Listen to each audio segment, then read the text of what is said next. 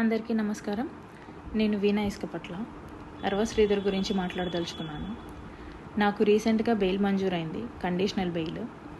దాంట్లో కండిషన్స్ పరంగా నాకు ఏదైతే బెయిల్ మంజూరైందో ఆ 2 కేసెస్ మీద నేను ఎటువంటి విధంగానూ మాట్లాడకూడదు. అది సోషల్ మీడియా ద్వారా కానీ, మీడియా ద్వారా కానీ, లేకపోతే డైరెక్ట్గా కానీ ఆ కేసెస్ గురించే నేను మాట్లాడకూడదు. సో నేను నాకు బెయిల్ మంజూరైన కేసెస్ గురించి నేను అస్సలు మాట్లాడదలుచుకోలేదు.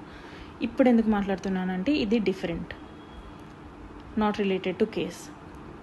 ఏంటంటే నేను నా గురించి నా బాధని మీడియాకి వెల్లడించినప్పుడు, ఎక్స్పోజ్ అయినప్పుడు జనసేన అధినేత అయిన పవన్ కళ్యాణ్ గారు సహృదయంతో ఒక కమిటీ వేశారు అరవ శ్రీధర్ ఎమ్మెల్యే మీద. ఆ కమిటీ రిపోర్ట్ వచ్చేంత వరకు జనసేన పార్టీ కార్యక్రమాల్లో, ప్రోగ్రామ్స్లో పార్టిసిపేట్ చేయకూడదు అని చెప్పేసి ఆ లెటర్లో ఉంది. అలాగే కమిటీ వాళ్ళు వచ్చి 2 నెలలు అవుతుంది, 1.5 నెల అవుతుంది. ఎటువంటి రిపోర్ట్ లేదు. రిపోర్ట్ వచ్చేంత వరకు జనసేన పార్టీ ప్రోగ్రామ్స్కి శ్రీధర్ ఇన్వాల్వ్ అవ్వకూడదు, అటెండ్ అవ్వకూడదు అనేది ఆ పార్టీ అధినేత నిర్ణయించిన విషయం అందరికీ తెలిసింది. కాకపోతే ఈరోజు 20వ తారీఖు మార్చిన జనసేన ఎమ్మెల్యే అరవ శ్రీధర్ పార్టీ కండువాని ధరించి ప్రోగ్రామ్కి అటెండ్ అవ్వడం జరిగింది. ఆ ఫొటోస్ని బహిరంగంగా సోషల్ మీడియాలో అందరూ అప్లోడ్ చేయడం జరిగింది. అందరూ అనగా అరవ శ్రీధర్, ముక్క రూపానంద్ రెడ్డి, ముక్క వరలక్ష్మి, వీళ్ళందరూ అప్లోడ్ చేయడం జరిగింది. ఎలా అప్లోడ్ చేశారో అనేసి నేను క్వశ్చన్ చేస్తున్నాను. ఈ క్వశ్చన్ జనసేన అధినేత పవన్ కళ్యాణ్ గారిని నేను క్వశ్చన్ చేస్తున్నాను. సార్, మీరు ఇంటర్నల్గా ఏమైనా రిపోర్ట్ ఇచ్చారా? క్లియరెన్స్ సర్టిఫికేట్ ఇచ్చారా శ్రీధర్కి? అంత బహిరంగంగా జనసేన కండువా వేసుకున్నాడు అంటే ఎమ్మెల్యే అరవ శ్రీధర్కి మీరు క్లియరెన్స్ ఇచ్చారా?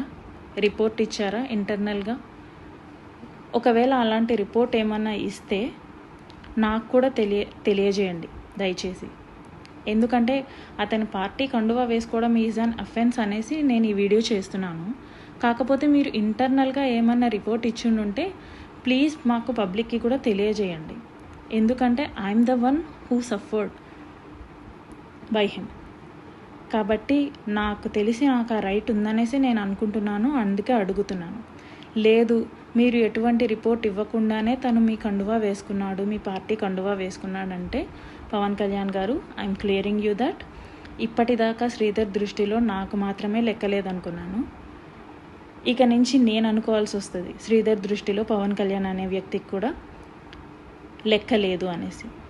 శ్రీధర్ పవన్ కళ్యాణ్ని కూడా వ్యతిరేకిస్తున్నాడు అనేసి. పవన్ కళ్యాణ్ గారు చెప్పింది కూడా వ్యతిరేకించి పార్టీ కండువా వేసుకున్నాడు, ప్రోగ్రామ్కి అటెండ్ అయ్యాడు అనేసి.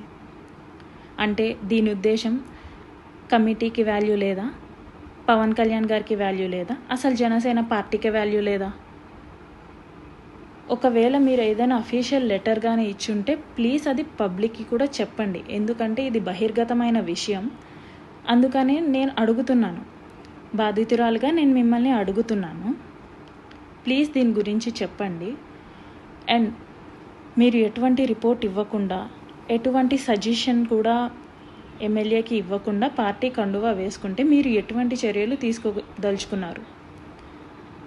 మీ పార్టీ గైడ్లైన్స్ని, మీరు ఇచ్చిన లెటర్ని, మీరు ఇచ్చిన గైడ్లైన్స్ని వ్యతిరేకించినందుకు శ్రీధర్ మీద ఎటువంటి చర్యలు తీసుకోబోతున్నారు? ఇప్పటికే 1.5 నెల అయింది. మీ పార్టీ కమిటీ ఎటువంటి రిపోర్ట్ ఇవ్వబోతుంది?